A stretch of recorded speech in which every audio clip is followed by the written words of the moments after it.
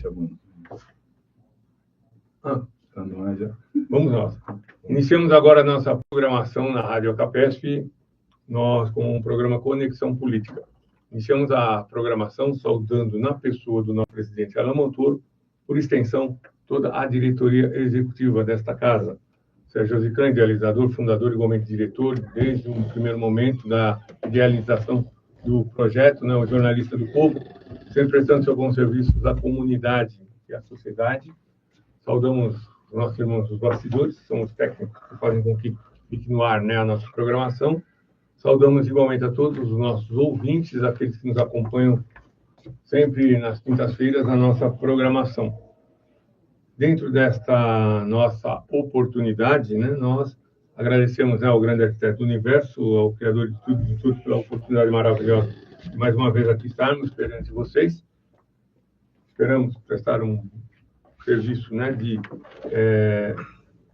apresentação das boas expertises, dos bons trabalhos, tudo aquilo que dentro da nossa condição religiosa existe, ou não religiosa também, né? O programa Conexão Política, ele é de um amplo espectro, né? E aqui nós temos hoje a presença do nosso irmão, o pai Gustavo César. Pai Gustavo César, ele vai falar sobre o tema, o sarau Ubuntu, né? Ele é da nossa religião, né? Ele é da matriz africana, vai se apresentar e vocês vão conhecê-lo, né?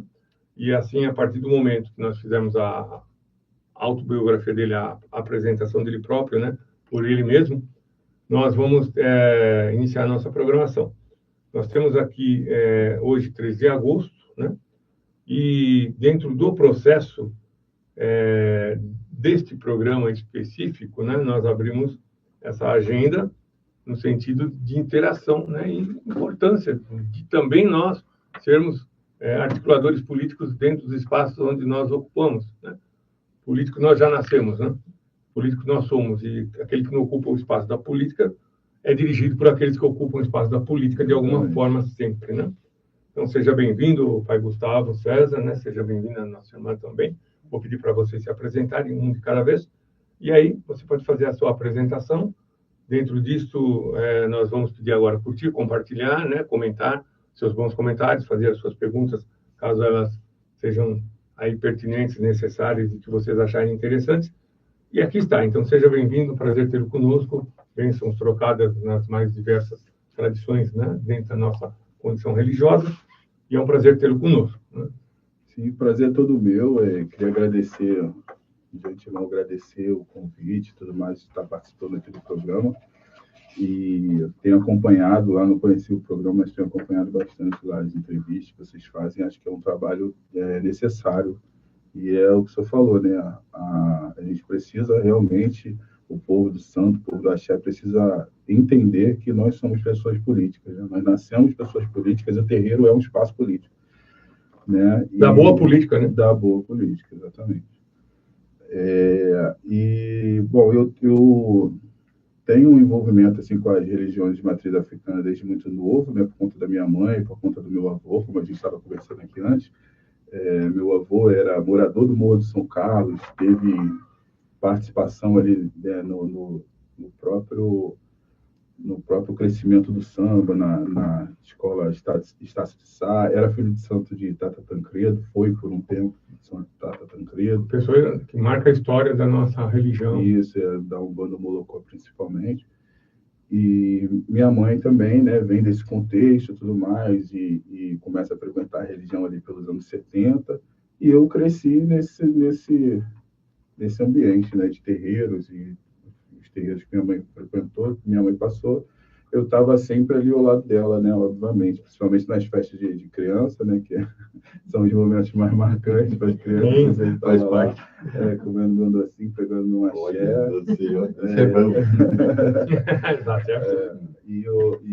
Né, fui criado e educado pela vovó Rosa Baiana, que é a avó preta velha da minha mãe, de caboclo e tudo mais. E dentro desse contexto, eu começo a me entender como uma pessoa de axé ali na fase ali de adolescência, fim da adolescência para começo ali da juventude, e eu começo a me interessar, né, por esse processo. Eu passo por um processo de vida meio atribulado e eu começo a querer conhecer um pouco mais sobre o que é aquela religião que eu até então não entendia, né? A gente só vai vivendo aquilo ali, mas não entende bem. E começo a me relacionar com a religião e tal, até que acontece uma coisa, que minha mãe vai para um irmão de santo da minha mãe, abre um terreiro, e a gente acaba indo para lá e eu começo ali. Começo no atabaque, né? Inclusive o filho da Rosana era o Gans junto comigo e tal. Eu começo, né, achando que ali era o meu lugar. Correto. E até hoje eu ainda sinto falta dele, que é a minha paixão ainda até hoje, o atabaque, o tambor, a musicalidade de terreiro. E então eu vou me entendendo dentro desse processo, começa a me desenvolver e tudo mais, e chego até aqui, né, até o lugar de hoje, sendo um pai de santo de Umbanda, né? Sou uma pessoa também de Candomblé, né? Mas hoje sou um pai de santo de Umbanda. E esse evento, ele nasce porque eu sempre fui uma pessoa muito aberta, assim, para entender as pessoas, né? A posição das pessoas. E eu não entendia o porquê que a nossa religião, as pessoas não se falavam, as pessoas não se conversavam, as pessoas não tinham interação. Correto. Né? E nessa fase eu morava na cidade de Araruama, no Rio de Janeiro, e, né, uma cidade litorânea, porém interior do Rio de Janeiro, né? E eu percebi que tinham muitos terreiros, eu conhecia várias pessoas de terreiro e que as pessoas não interagiam, não existia comunicação aqui. A gente está falando aí de 2008, né? Mais ou menos 2008, há 18 anos atrás. As pessoas não se falavam, não tinha comunicação uma com a outra, as pessoas não interagiam. E eu comecei a querer entender esse processo e fui conhecer terreiros, fui conhecer pessoas de terreiros e comecei a, assim, era uma coisa muito despretensiosa. Comecei a ir em alguns terreiros, na época eu tinha uma namorada que ela era de um outro terreiro e eu comecei a observar aquelas pessoas de um outro terreiro e comecei, gente, nós somos tão parecidos, a gente tem uma cabeça tão igual, por que a gente não se fala? Porque está todo mundo, né, vivendo apenas a sua comunidade, vivendo apenas a sua família de axé ali e não está conversando com outras pessoas. Aí, quando eu passo esse processo todo, aí eu começo a ter uma conversa com a mãe Flávia Pinto. Na época, ela estava com um projeto que chamava Griot, junto com a PUC do Rio de Janeiro, e ela sugere que a gente comece a fazer o mapeamento. Ela estava fazendo um mapeamento dos terreiros no Rio de Janeiro, e ela sugere que a gente faça esse trabalho na região dos lagos. Eu abracei a ideia, né? Na época era eu, Alexandre, que a gente que tocava esse projeto, e daí eu começo a ir conhecer os terreiros e fazer o cadastro desses terreiros, né? Isso lá em 2008, 2009. Eu começo a ir nos terreiros dali da região, que são 6 municípios da região dos lagos, né? Certo. E eu começo a conhecer os terreiros, conhecer as pessoas e começo a receber vários convites para ir, então começo a conversar, entender a situação do contexto de cada... Perdão. É minha hora de estudar. Pode espalhar aí também, que eu já mandei para o seu. Manda por família pelo lado, né? Opa, vamos fazer isso. Vou cumprimentar a tua conterrânea, já está aqui, Cida. Ô, Sapoti, boa tarde a todos, beijos trocados. Sapoti, teu conterrâneo aqui, ó, do Rio de Janeiro.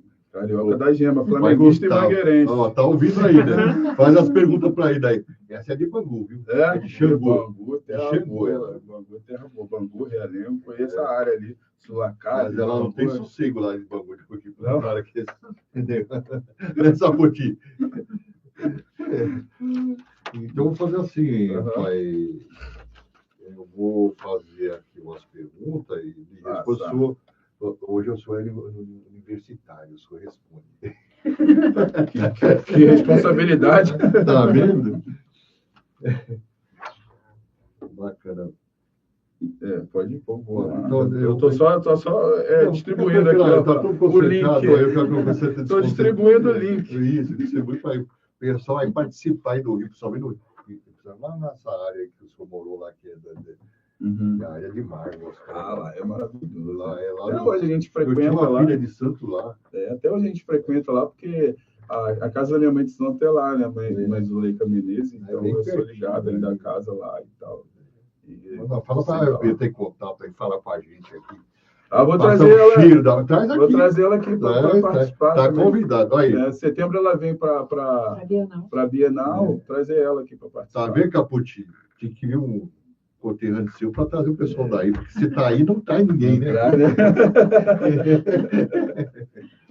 Mas vamos lá, o que significa a palavra Ubuntu? Então, eu vou dar explanar aqui, o senhor, como é o mestre, fale o que é o Ubuntu. Mas vamos lá. É uma expressão de origem africana, línguas Nguni, né? Como Zulu e Xhosa, né? Que traduz eu sou porque nós somos. Ou minha humanidade está ligada à sua. Significa que só nós tornamos plenamente humanos através da relação com o outro. Exatamente. O Ubuntu, ele é mais do que isso, né? O Ubuntu é um conceito filosófico que ele parte do princípio que nós fazemos parte da natureza, então estamos todos ligados. A minha existência, ela não é possível sem a sua existência, sem a existência dele, sem a existência dela, né? E esse eu sou porque nós somos é justamente isso. Nós estamos aqui, nós somos todos interligados, nós fazemos parte de uma mesma força, do mesmo princípio, né, criador, a gente que é criacionista. Ninguém vê aqueles anéis invisíveis que ligam a nós. Justamente. Né? A gente está ligado de muitas maneiras, né? E ligados, inclusive, à natureza, e ligados a essa força universal que move tudo, né? Move a Terra, move os planetas, move as estrelas e tudo mais. Então, estamos todos conectados e o Ubuntu, ele tem essa profundidade, por isso é uma filosofia, né? E eu trago, como eu estava falando aqui antes, né? Em 2010, eu começo a fazer um projeto que era um encontro de terreiros lá em Araruama, certo, juntando esse pessoal, que eu ia de casa em casa conversar. Certo. Eu juntava essa galera. Estou falando no coletivo. Isso, e não tinha, na época, a gente criou um projeto que chamava Projeto Batuque, né, que era uma sigla de base de apoio aos terreiros de Umbanda e Candomblé. Conheço muito bem. Aí a gente cria esse projeto e tenta ser esse ponto de conexão entre as pessoas, e a gente cria esse evento, né, do qual até a Rosana me ajuda muito nisso, com a experiência dela, e a gente promove esse encontro de terreiros. Em 2010, 2011 também a gente realiza esse evento e tudo mais, justamente, ainda não se falava, né, essa palavra não era tão popular, né, o Ubuntu não era uma palavra tão popular lá em 2010, 2011. Até porque a internet ainda era pouco acesso, a gente já está falando de Orkut, né, da transição de Orkut para o Facebook. Então, ainda não tinha não era tão difundida essa filosofia. E acaba que, em certo momento, eu paro o projeto, né, por conta de trabalho e muitas outras coisas.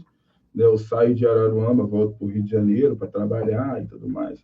E acabo deixando o projeto um pouco de lado. Aí, quando eu venho para São Paulo, morar em São Paulo, né, eu recebo essa missão de abrir casa aqui e tudo mais, né? E acabo sofrendo um acidente, né? Que eu Foi de moto? Foi acidente de moto, né? Tem um rapaz nosso que é lá de Minas Gerais, capaz que ele ia cometer. Porque ele até hoje está ralando, porque ele não se adapta com isso. Fica com aquelas muletas, né, andando, e até caiu. Deu um problema aqui na quebrou a bacia, não sabe. Eu falei, mas você não tem diabetes, por que está assim? Você está esforçando? É o Marco Antônio, lá de Belo Horizonte, é o Marco. Se quiser perguntar para o pai aqui, pergunta como ele se adaptou, fica à vontade, tá? É uma pessoa experiente para você perguntar. Eu tenho bastante experiência. Uma carreta passou por cima de mim. Ah, lá, tá vendo, Marco? Você, acho que foi um carro que me bateu nele. Um carro bateu em mim e me jogou embaixo de uma carreta que passou por cima de mim, daí eu perdi a perna, tenho vários problemas distribuídos pelo corpo. Né?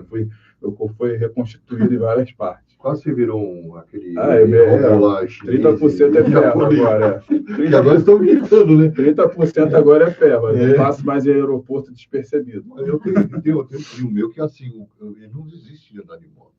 Não, se olhar nele, se pontar não vou no nem lugar, olhar pra dá moto para mais. disparar em tudo que é lugar. Tem ferro para todo lado. Eu não vou nem de olhar para a moto mais. Não. E ele não perdeu, ele tem uma perna mais curta que a outra, mas não deixa de moto. Por quê? Não vai gravar em moto assim. Então, eu tive um processo traumático muito grande. Fiquei 1h30 na Dutra, esperando resgate. Dutra ainda? Nossa, esperando resgate. Mas você quer fazer e entrar lá para a sala de salário maluco e pegou você ali? Não, eu estava já em São José dos Campos, estava indo para o Rio. Nossa, tá lá. Meu filho foi pego aqui, tanto, mas não aconteceu nada com ele. Levou a tombada assim. Fui lá, eu falo para todo mundo. Caiu, ele tá com todo o equipamento certinho. Que eu olhei o Ogum nos olhos, né? Conversei com ele e voltei. E foi quase isso, praticamente isso que aconteceu. Meu filho é forte nele também. Só não segue na religião, ele é evangélico. Mas porque o pai, né, tá no meio, né? As pessoas não percebem, mas na minha concepção, Deus é o mesmo. Né? A gente é o mesmo com a energia. A concepção dele é que muda. A maneira como a gente entende ele é que muda, eu acho. Sim. Então, aí eu venho para São Paulo, acabo me aposentando quando o acidente e boto na minha cabeça que eu vou voltar com esse projeto, né? Tá vendo, Marcos? Se tiver aí, responde, pergunte para o pai aqui. Ele pode passar experiência sobre isso. Eu não sei, você anda meio desanimado. Eu conheço muitas pessoas que ele parece que ele não deixou o serviço de trabalho na prefeitura. Eu fui reformado, porque eu sou militar, né? Você é militar também? Sou policial militar do Rio de Janeiro, hoje um oficial reformado. Eu sou reformado com sargento. Fui reformado, né? Por invalidez e tudo mais. Estava indo trabalhar, inclusive. Aí aconteceu isso, tudo mais. E eu falei, bom, estou aposentado, o que eu vou fazer na minha vida agora? Aí voltei a me dedicar ao esporte. Hoje eu sou um para-atleta profissional. Olha só que beleza. Jogo basquete em cadeira de rodas. E falei, vou me dedicar às coisas que eu gosto de fazer. Você está no lugar certo, sabe, papai? Porque aqui o que tem de militar, o terreno, tem no geral, tem tudo. Não sei porque a gente sofre essa perseguição de outras religiões. Sendo que a gente tem juiz, tem delegado, tem coronel, tem de onde você imagina? Então, mas o Ubuntu é sobre isso. Acontece tudo isso porque as pessoas que têm essa força dentro da nossa religião, elas não se colocam no lugar de quem está sofrendo. Elas não se colocam no lugar de quem está passando o preconceito, né, o racismo. Parece que não tem uma agregação. Não tem, parece que... Mas a gente tá na missão de tentar mudar isso. Em 2008, nós fomos representar o NAFPM da Bahia, trouxemos para cá, da Bahia. Tem aqui, acho que chegou no Rio já, né? O NAFPM. Eu não conheço. Parece que tem uma representação lá, mas... NAFPM nunca ouvi. NAFPM do Axé. Tem o NAFPM Bahia, o NAFPM São Paulo.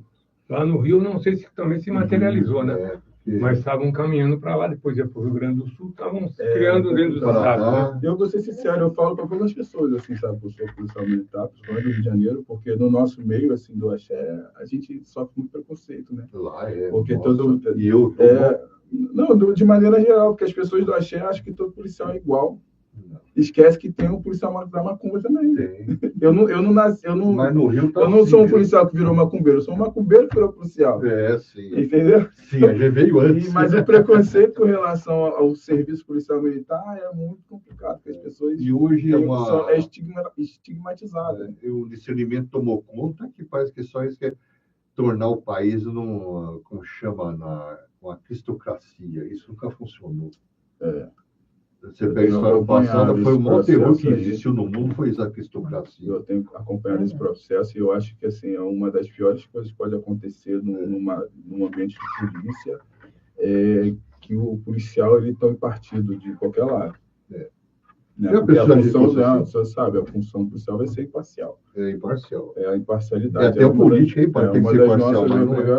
Uma das nossas obrigações é a imparcialidade. Então, quando você envolve, é óbvio que cada um tem o seu entendimento, cada um tem as suas religiões, cada um tem as suas crenças e tudo mais, mas quando você pega a instituição e você coloca, como está acontecendo em São Paulo, você coloca a instituição, você liga a instituição, a igreja, a uma igreja específica, isso é um perigo, de fato. Isso é um perigo. O maior perigo que existe. Pois é. Mas a gente pode fazer um processo contrário também, pegar a instituição e botar dentro do terreiro. Instrumentalizar a política e a polícia através do processo religioso é muito complicado, né? Não, mas isso é inviável, inclusive. Não é questão assim, hoje você está vendo assim, deveria ser abraçando, tornar aquele terror que foi o braço do Estado naquela época, que era perseguido. Exatamente. Né? E eles querem fazer a mesma coisa hoje. Tem um discernimento aí que está se abraçando eles, dando espaço, está esquecendo das outras religiões. Isso está errado. Não isso pode dar um processo consciente. Isso é direcionando um processo consciente. Negócio errado. Muitas pessoas, né, muitos evangélicos, muitas pessoas que estão à frente desse movimento evangélico estão fazendo isso de maneira consciente. Eu sei porque eu acompanhei no Rio de Janeiro alguns casos, inclusive da igreja, não sei se posso falar o nome aqui, mas da Igreja Universal, de meio que, de certa forma, aliciar ali policiais militares para a igreja, já com uma fala já de envolver esse policial e ele levar esse contexto evangélico para a rua, para o serviço dele. Eu vi isso acontecer. Está acontecendo em São Paulo. Você tem uma companhia que lá estão fazendo, como chama aquele negócio que elas rezam antes de trabalhar? Como quer dizer? Culto. Sim. Dentro de companhia, de polícia, culto dentro de polícia. Aí vai salvar do serviço, né? Se sou eu, faço uma gira também. Abre espaço. Tem que ter, para todo mundo tem que ter. Abre precedente. Tem um culto dentro, tem que ter. Os outros também. Abre precedente. Se sou eu, faço uma gira dentro do batalhão.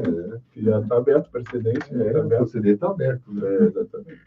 Então, eu queria aproveitar até o espaço e deixar essa consciência, porque o Ubuntu também é sobre isso, né? Sim. Porque você que é policial militar, você que é juiz, que é desembargador, você que tem, né, que trabalha e pode, de alguma maneira, defender, então não se omita.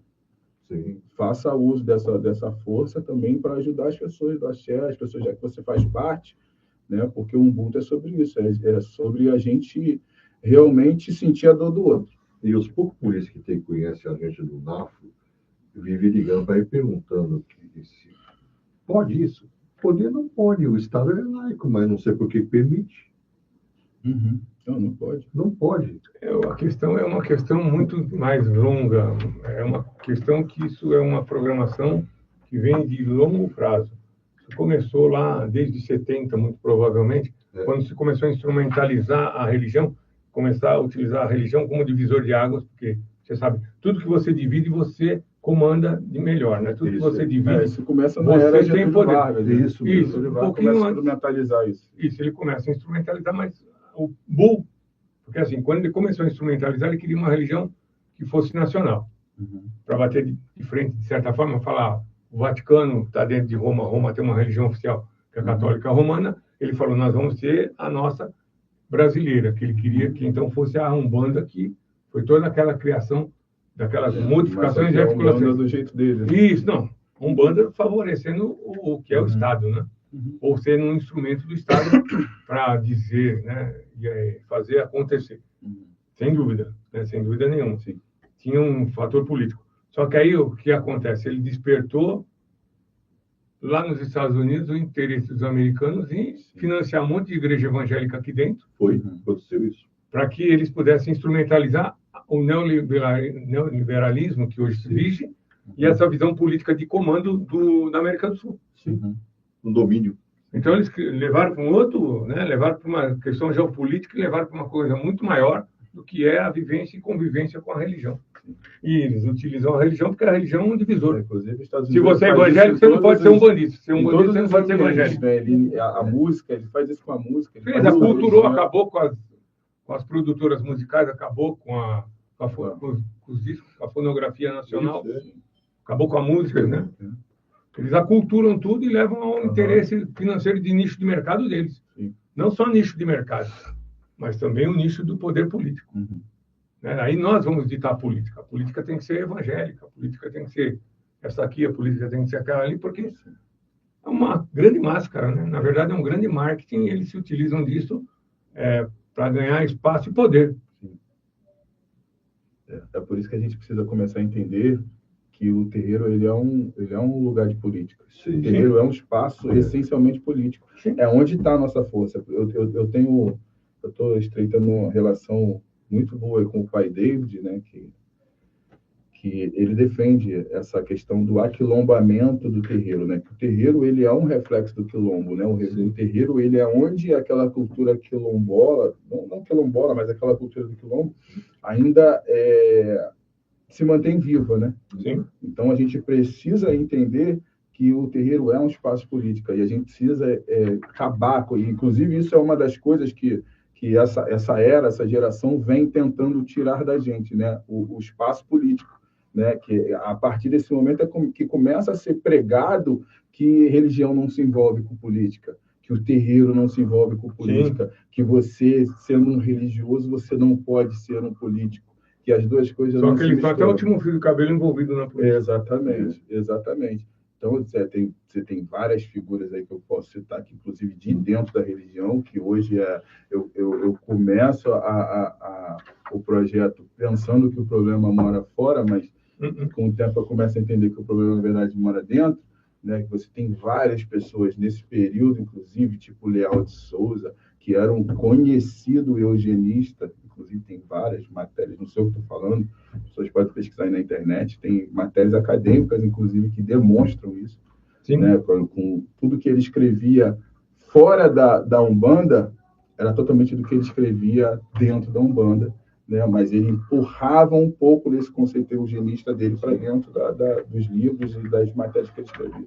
Aí tem Lourenço Braga, Mati Silva, todo esse povo ele vai contribuir justamente para que a gente comece a achar que a gente não tem que se envolver politicamente, porque a Umbanda não é coisa de preto, porque a Umbanda não é coisa de africano. Eu conheço casos, inclusive, que eu vi de pessoas mudarem a vestimenta do terreiro, e isso para mim não é um problema, né? Depende de como você faz isso, mas a pessoa falar para mim, eu estou tirando esse tipo de roupa dentro do meu terreiro, porque eu quero tirar o africanismo de dentro do meu terreiro. Isso para mim é o absurdo. É só do branqueamento, né?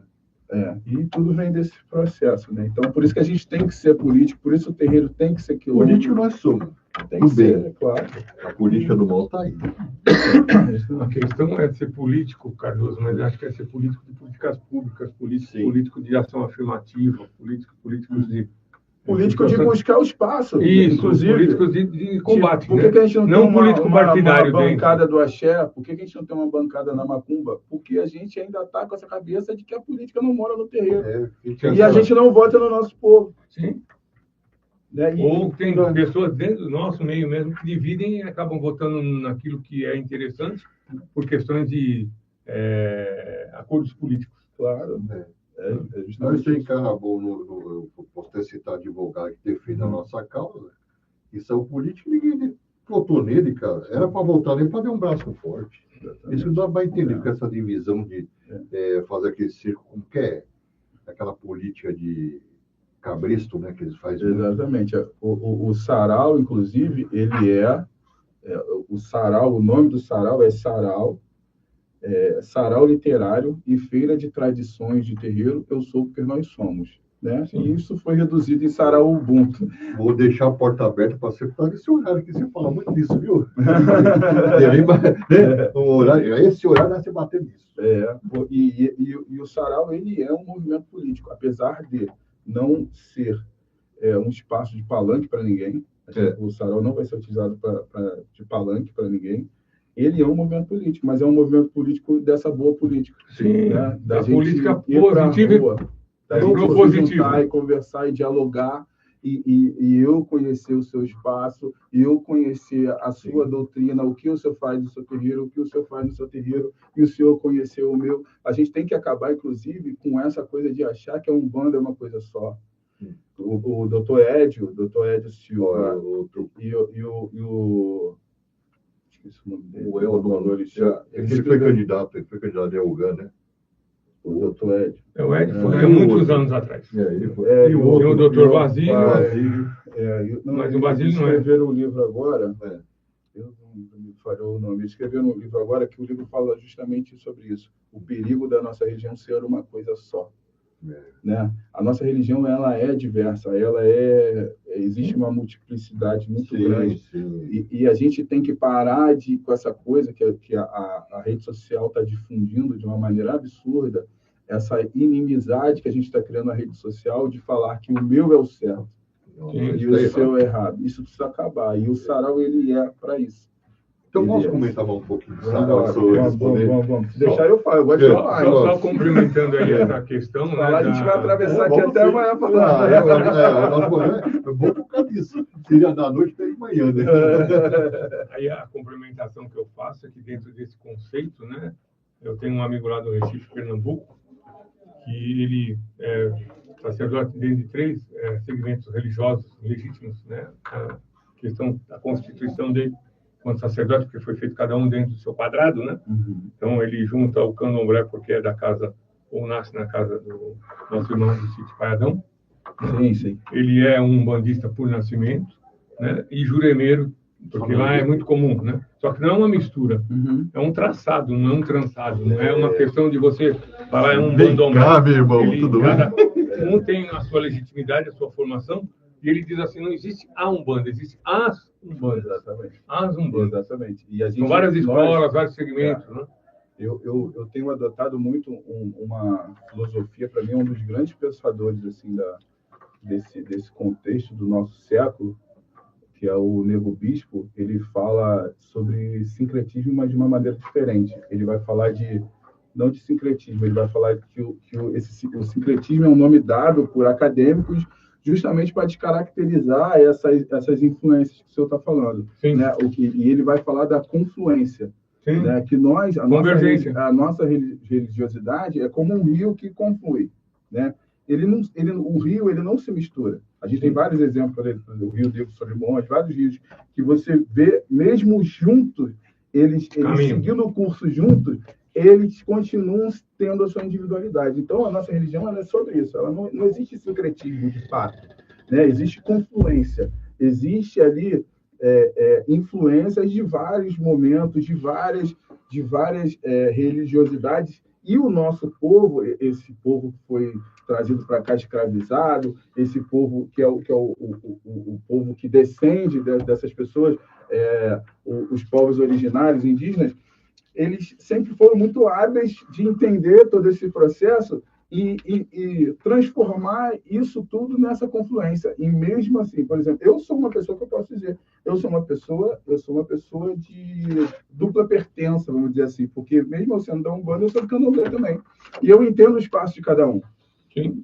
Eu entendo o lugar de cada um. Se dialoga com todos e exatamente, convive, né? Apesar de eu ser de um terreiro, né, que é um terreiro onde existe o Candomblé e existe a Umbanda, cada coisa tem o seu espaço, cada coisa tem o seu momento, e a confluência é sobre isso. A nossa relação, por exemplo, com o catolicismo popular e não com o catolicismo institucional, como muitas pessoas pensam, né? Essa coisa do sincretismo com as imagens dos santos, isso não chega na Umbanda não somente pela imposição, isso chega também porque o negro ele entende aquele processo e, mais uma vez, ele traz para dentro dessa confluência e transforma no catolicismo popular, né? Essas influências precisam ser entendidas e a gente precisa entender que cada um tem o seu espaço, cada um tem o seu lugar e isso precisa caminhar junto. Então, vamos lá. O que é um sarau Ubuntu? O que é um sarau Ubuntu? Uhum. Olha, você não está fazendo pergunta aí no Rio, hein? É um espaço cultural, artístico e espiritual que reúne poesia, música, dança, contação de histórias, reflexão e partilha fundamentada nos valores da solidariedade, respeito à ancestralidade e união comunitária. É isso mesmo, professor? É sobre isso. É sobre isso. Justamente um espaço para que a gente, na verdade, o sarau é muito mais do que o sarau, né? O sarau virou uma marca, na verdade, porque ele é muito mais do que um sarau somente. O sarau ele tem uma estrutura própria, né? A gente sabe, mas o sarau ele é muitas coisas. E é um espaço para justamente isso, para que a gente faça, para que a gente vá para a rua. Na verdade. A próxima fortalece isso aí, ó, aqui, ó. Qual é o principal objetivo de um sarau Ubuntu? fortalecer os laços comunitários. Justamente. Valorizar a cultura negra e de matriz africana. Resgatar a autoestima coletiva. Promover a escuta sensível e celebrar a vida em comunidade. Eu vou além, assim, fortalecer a cultura afro-indígena. Sim, né? Principalmente. A gente traz também muito para dentro do evento, a gente traz muita, na verdade, estamos trazendo essa presença da Jurema, né, até com o pai David também, ele traz essa vivência da Jurema para dentro do sarau, então a gente tenta trazer tudo isso, né, para dentro de todas essas culturas. Vamos ter um enterro religioso na aldeia do Vansul, lá em Guarulhos, agora dia 30, né, 31. Eu tenho muita vontade de conhecer lá. Tá combinado, né? Vou. Quando vai ser? Eu vou te mandar o convite, se já cadastro, vai lá, é gostoso. O Carlos tem teu contato, ele pode mandar. Eu te mando o teu contato, vamos fazer. É nosso irmão, né? Povo originário, não tem que falar, né?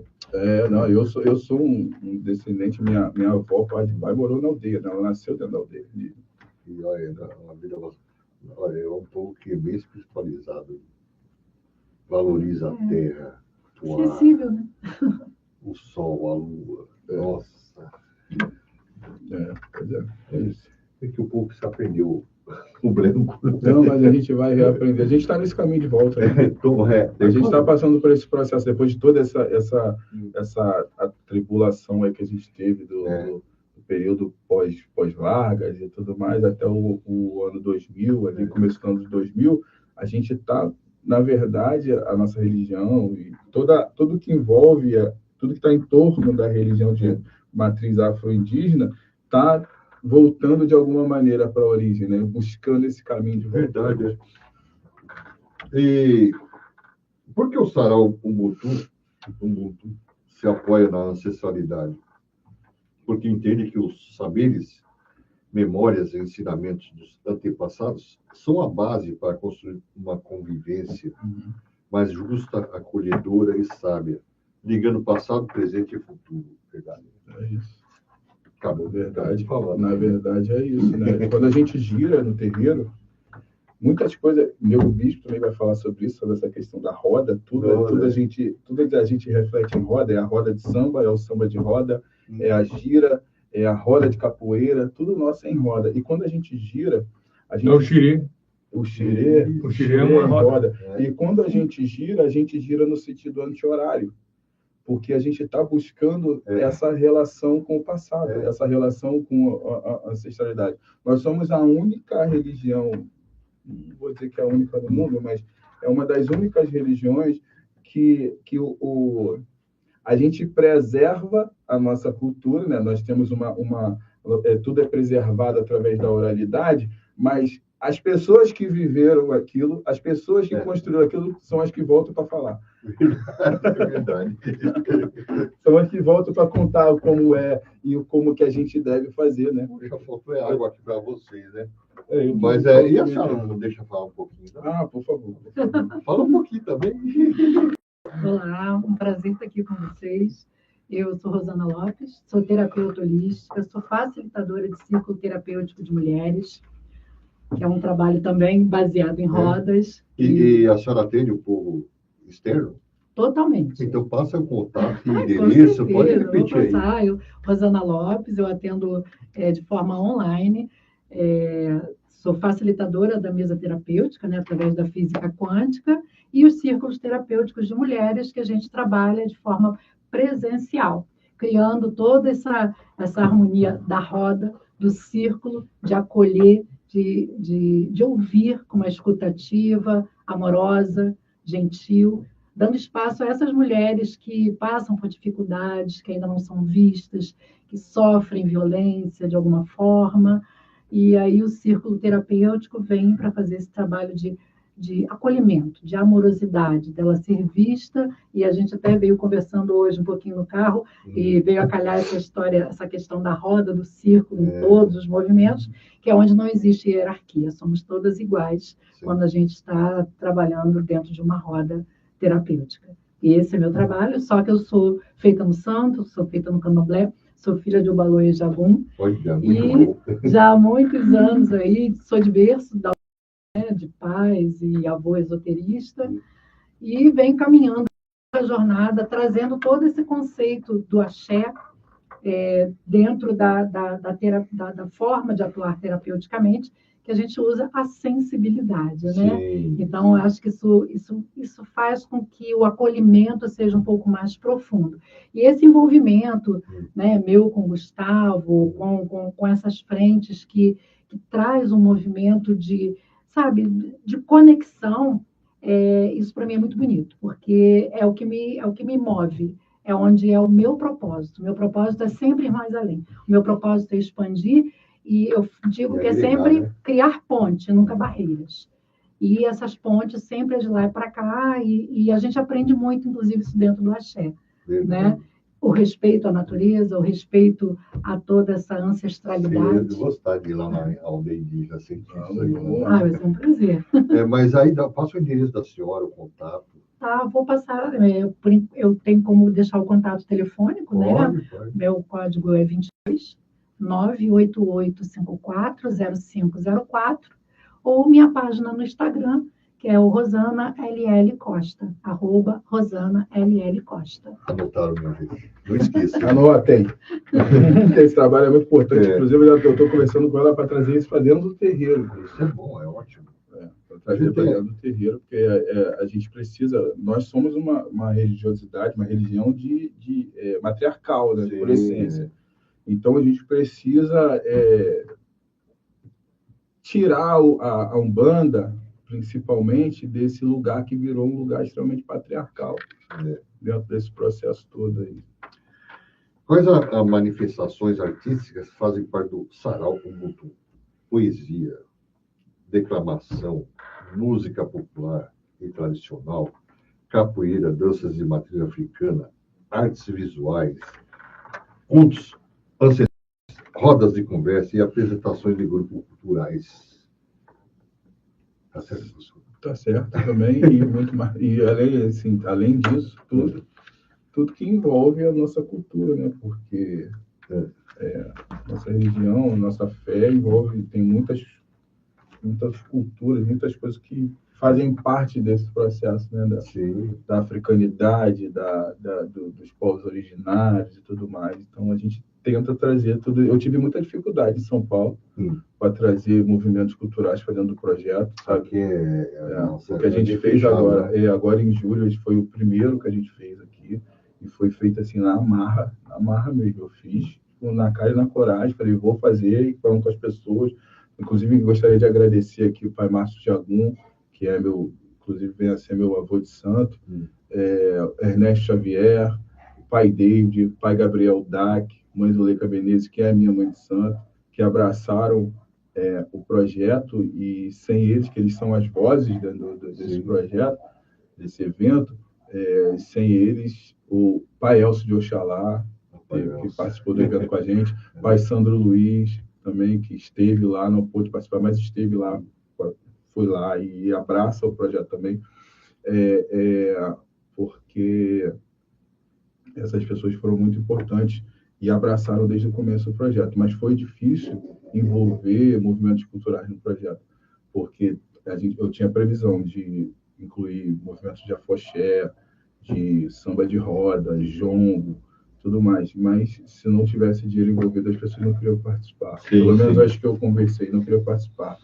E eu expliquei, né? A primeira vez que a gente está fazendo aqui em São Paulo, não tem dinheiro, não teve captação de recursos, né? O que teve de recurso, alguns expositores que estiveram lá ajudaram, a gente precisou colocar luz lá no ambiente que iam ficar as barracas, e não tinha iluminação, e eles ajudaram a comprar e tudo mais. E, fora isso, eu tive que pôr dinheiro no bolso para que o projeto se realizasse. E teve grupo aí que me cobrou 18 mil para participar do evento. Eu falei, gente, eu não tenho dinheiro. E, tipo, né? Entende que é uma coisa maior. Entende que agora não dá, mas, de repente, se a gente conseguir formatar isso aqui e vocês participarem, mais na frente pode ser que a gente... Eu penso assim, o pessoal devia ter mais juízo. Eu vou falar assim, é um cartão para você apresentar. Também. também. Se pense depois, procure se ajuntasse, como vocês dizem, eu vou dizer assim, juntar, não consigo dizer a palavra, babá, agrupar o pessoal para fazer um movimento que se desse arrecadação depois, não agora, no momento de apresentar. Tá, exatamente, o pessoal fica se enrolando. O pai Márcio falou, no evento mesmo eu conversei com ele, eu falei, poxa, pai, faltou muita gente que viria, muitos movimentos aí que eu gostaria que participasse, não vieram. Ele falou, tá aqui quem era para estar. Isso me deu uma... Eu falei, é verdade, de fato, tá aqui quem tinha que estar, e são as pessoas que eu vou carregar, até onde a gente levar esse projeto, são as pessoas que eu vou carregar. A questão é que o nosso universo, né, além de ser manipulado por meios de divisão, né, que as pessoas não... porque é uma questão muito subliminar às vezes, né, e é muito psicológico que é a jogada em cima, e são muitas jogadas, né, de articulações. É um jogo de xadrez muito grande, né? Os interesses são variados e diversos dentro do nosso meio. De todos os meios, né? Todos os meios, mas no nosso meio em especial, né? Porque ultimamente pesa mais para o nosso lado, né? Nesse sentido, porque você tem a questão de achar, né, e óbvio que isso deve ser respeitado, que é fundamento, a questão da antiguidade, né? Óbvio que a gente respeito aos mais velhos. Porém, dos mais velhos a gente também espera o exemplo. Né, muitas das vezes. Né? E aí o que acontece? Como houve toda uma culturação, há toda uma movimentação, há todo, né, um grande jogo psicológico em torno da questão, as pessoas elas acabam gerando aquele aspecto assim, se é para somar comigo, tudo bem. As pessoas acham que somar é só somar consigo. Elas esquecem que somar é somar com o outro também. Né? É de parte a parte essa soma. Né? Hoje você me prestigia, mas eu te prestigio, todos nós nos prestigiamos em comum. Reciprocidade. A reciprocidade. E o que ocorre é isso, né? E aí também pegam a modernidade de que tem o curtir compartilhar, não só no sentido do bom senso de curtir compartilhar espontaneamente, mas aquela questão dos likes e da monetização. Então tem algumas pessoas que levam para um aspecto que é meu ego. Se eu brilhar e eu for o principal, se foi minha ideia, ótimo. Não é a ideia minha, eu não participo, que é exatamente a falta da reciprocidade. Exatamente. É uma coisa muito que a gente percebeu, e acho que é o propósito até bem fundamentado da causa, o quanto de esclarecimento, o quanto, né, dos palestrantes trouxeram de preciosas informações, com muito fundamento, com muita base, né? Sim. E as pessoas que não eram do axé, inclusive, que estiveram lá, e a gente sabe que muitos vieram por convite, não por ser da religião, prestaram atenção, né? Então, ou seja, tira-se o terreiro de dentro das paredes e traz para fora. Então, isso parece muita coisa, desmistifica muita coisa, como, né, nós tivemos a oportunidade de ter lá nas palestras, que isso faz com que gere essas conexões. Sim. Vai desmistificando. Os expositores, né, quem esteve lá presente e trouxe seus livros, olha quanto conteúdo rico que chegou às pessoas, que às vezes você vai numa livraria, eu vou comprar o livro do pai Gustavo. E lá teve a oportunidade. O que tem nesse livro aqui? Deixa eu ver essas sabedorias, essas pérolas. Deixa eu ver o que tem de pílulas de conhecimento aqui. Então, as pessoas beberam muito, muito conteúdo desse evento. Então, esse é o propósito maior, né? De tirar essas paredes e trazer a informação e a desmistificação para as pessoas. Na verdade, é uma socialização de soma, acréscimo, multiplicação das ideias e dos conceitos, né? De todo esse entendimento, toda essa vasta gama de saberes aí, né? E tudo pode se conversar. E dividir o que é bom, né? Sim. Dividir o que é bom. O que acontece é que aí o pessoal leva para o lado do diminuir. Né? E gera todas essas considerações aí que nós fizemos anteriormente, dos vários conflitos que existem, das disputas, né? Sim. Parece que você está disputando um nicho de mercado. Mas né? Porque religião é mercado, né? Religião é mercado, e as pessoas, muita gente que entende isso em algum momento, mas só que esse mercado ele precisa entender que ele está dentro de um contexto diferente do mercado propriamente dito. Que não é o mercado tradicional. Exatamente, que não é o mercado tradicional. Só que muitas pessoas, são as pessoas que sabem utilizar as ferramentas, inclusive de rede social, internet, propaganda e tudo mais, e acabam tendo mais notoriedade, né? Então, a ideia, uma das ideias do evento é justamente isso, trazer notoriedade, trazer lugar de fala para pessoas que realmente têm o que falar. Verdade. E para Maurício Venier, boas bençãos trocadas aos irmãos. Eu quero fazer uma pergunta com todo respeito. Quando vocês usam expressões como Sarau, Ubuntu ou Umbantu, qual é exatamente o conceito que está sendo apresentado? É uma referência a uma filosofia africana do Ubuntu? Ou uma tradição religiosa específica? Ou estão criando uma nova denominação? Pergunto por quê. Quando falamos de religiões de matriz africana, precisamos ter muito cuidado para não misturar conceitos diferentes e acabar confundindo justamente quem está buscando conhecimento. Qual a origem que vocês estão atribuindo a esse termo? Pai Maurício, né? Pai Maurício, primeiramente, sua bênção. A gente precisa contextualizar isso aí. A gente não está trazendo nada de novo, né? Tem muitas perguntas aí dentro da pergunta dele. A gente não está trazendo nada de novo. O evento, ele não é como é que eu vou dizer? Ele não tem nada a ver com denominação. Não. Na verdade, é o contrário disso. A gente não está querendo instituir nova denominação, até porque esse evento é um evento de rua, não é um evento que está dentro do terreiro. Não. Eu não estou trazendo, independente do que eu faço dentro do meu terreiro, esse evento é um evento para todo mundo. Sim. Esse evento é um evento para o povo do Candomblé, de todas as nações, da Umbanda de todas as vertentes, da Jurema de todos os entendimentos de Jurema, da Quimbanda, inclusive, a gente tem um nome muito forte dentro da Quimbanda, que é o Pai Gabriel Dac, que foi lá falar, inclusive, sobre um assunto muito polêmico que a gente precisa tratar, que é sobre a sacralização animal dentro das nossas religiões, que muita gente, né, tem problema com isso, mas faz parte da nossa essência, e muitas pessoas apontam o dedo, inclusive, para o terreiro dos outros, porque lá mata, lá sacraliza animal e tudo mais, e isso é uma coisa que a gente precisa falar. Então, o evento, ele traz essa filosofia do eu sou, porque nós somos, justamente por causa disso. A gente não está impondo nada a ninguém, a gente traz essa filosofia porque o evento é sobre isso, é sobre estarmos juntos, independente de qualquer coisa, independente de vertente. Não é uma criação de uma vertente específica. A gente traz o Ubuntu num conceito filosófico de que nós precisamos estar juntos, porque a minha maneira de fazer a minha religião, ela simplesmente não existiria se não fosse a sua maneira existir também, se não fosse a maneira dele existir também, se não fosse a maneira do fulano existir também. Então, o evento em si, o Sarau Ubuntu, né? O Sarau, vou repetir, o Sarau foi um nome que virou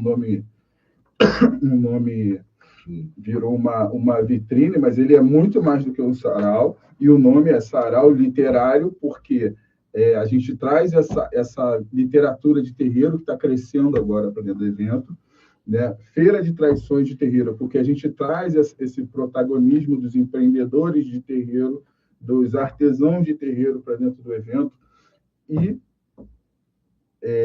eu sou porque nós somos, que é essa filosofia Ubuntu, que é justamente sobre isso, que independente do que eu faça, independente da minha vertente, independente do que eu acredite, eu preciso conversar, a gente precisa dialogar. Sim. Entendeu? O evento é sobre isso.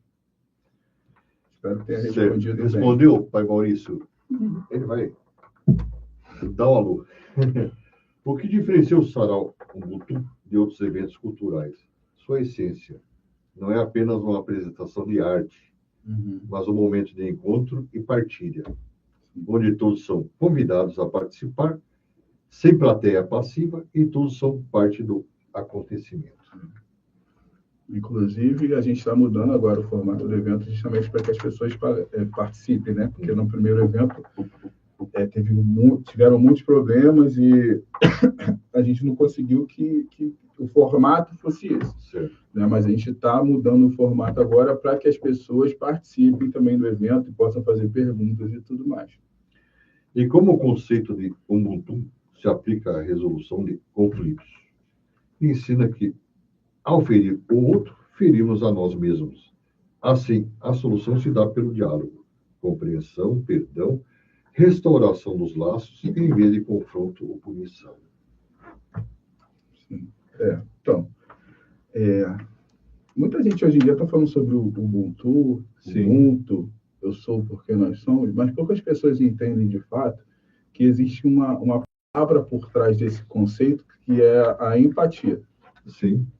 Né? E a ideia é essa, é trazer, fazer com que as pessoas tenham empatia pelas outras pessoas da mesma religião. Veja bem, o evento ele não tem pretensão de, apesar de pessoas de fora da religião, o evento não tem pretensão de trazer gente de fora da religião. É para que a gente se conecte, se entenda e tenha empatia um para com o outro. A essência do evento é essa. Que a gente entenda que a gente precisa conversar, dialogar. Mesmo que eu não concorde com A ou com B, eu preciso entender que precisa existir uma empatia entre eu, A e B e todo o resto, para que a gente alcance coisas. Aí a gente vai voltar à questão. Apesar de não ser um movimento para dar palanque para político, apesar de eu não ter pretensões políticas, ele é um movimento político por conta disso. Entendeu? Porque a gente precisa sair dessa caixinha de achar que a nossa religião só se faz nas nossas quatro paredes. E não é sobre isso. Por isso que o evento ele não acontece na minha casa, não acontece na casa de... O evento tem que acontecer, é necessário que ele aconteça na rua, que ocupe espaços públicos, para que seja um lugar onde todas as pessoas estejam lá e conversem uma com a outra e entendam a filosofia de todos, e que tudo aquilo existe uma razão para que aconteça aquilo, você concordando ou não. Entendeu? Então, é o espaço que ele serve e pretende servir para isso. Certo. E qual a importância da palavra e da fala no sarau Ubuntu? A palavra tem poder de criação, cura e memória. É usado para recontar histórias silenciadas, valorizar a identidade e levar a consciência coletiva. Sim, desculpa, até estou rindo, porque para mim, eu tenho um canal no YouTube também, é pequenininho, mas comecei há pouco tempo, que ele se chama Ponto Falado. Presta atenção, gente. Ele se chama Ponto Falado, Ponto Falado.umbanda, quem quiser ir lá conhecer. Para mim, existe dois pontos principais dentro da Umbanda, especificamente. Né? Eu faço uma analogia da Umbanda, uma analogia bem simplória, né?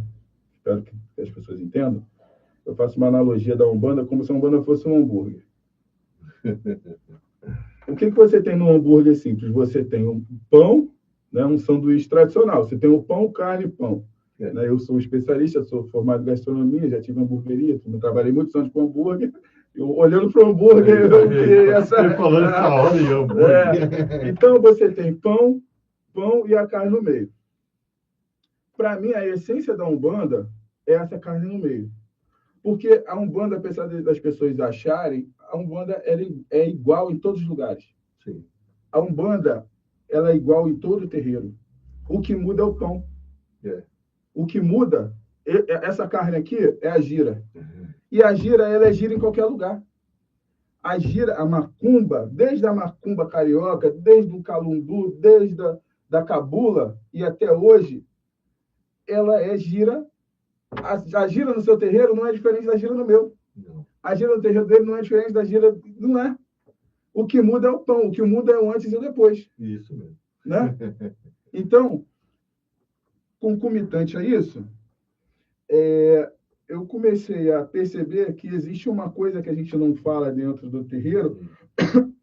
A gente fala muito sobre ponto cantado e sobre ponto riscado no terreiro. Mas o terceiro ponto mais importante dentro do terreiro é o ponto falado, é a conversa, porque é o que a gente vai buscar lá no final de tudo. Isso. No frigir dos ovos, né, depois entre o pré e o pós, a gente vai buscar a fala, a conversa, né, o consolo, a esperança, a mudança de vida. E isso, por isso o meu canal chama Ponto Falado. porque a conversa que a gente vai buscar, né, deveria fazer parte desse contexto da Umbanda. Certo. O que significa partilhar o pão no espírito do sarau Ubuntu?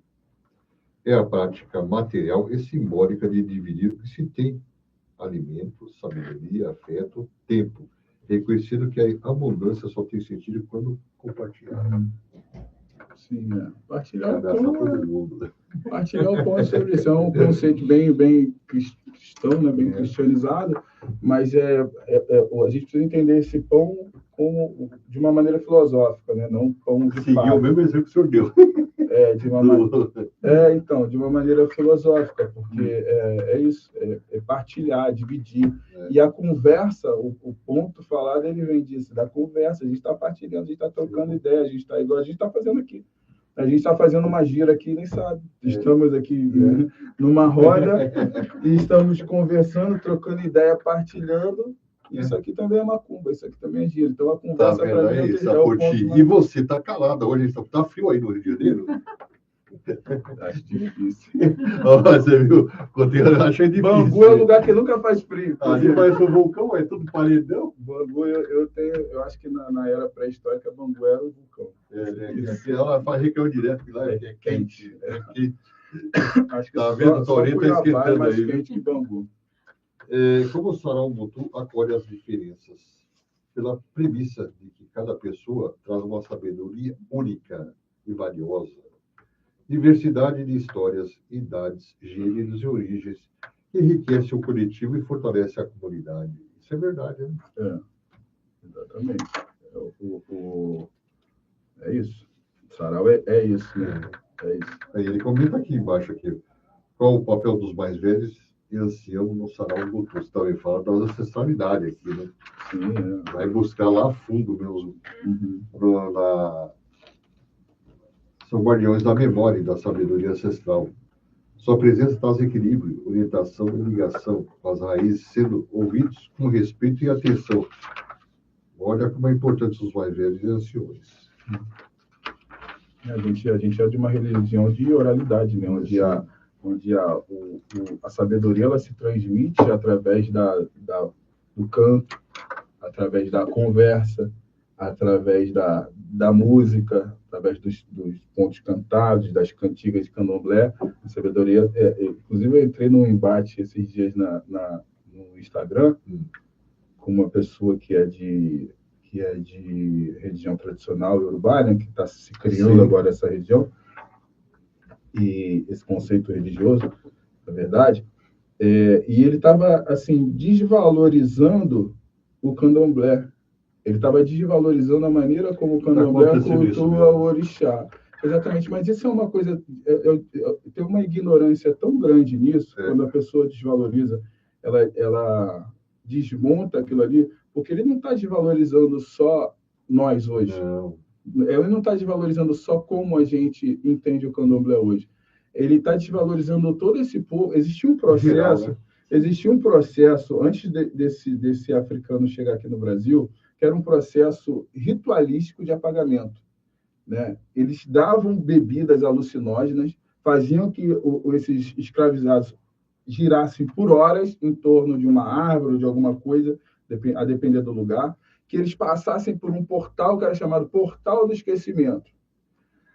Eram enfiados. Eu tive a oportunidade de conhecer um espaço que é bem reservado no Arquivo Nacional, lá no Rio de Janeiro, na Central do Brasil, que tem uns quadros lá que são ainda do período colonial que mostram como que esses escravizados, das maneiras como esses escravizados eram trazidos nos tumbeiros, né, nos navios negreiros.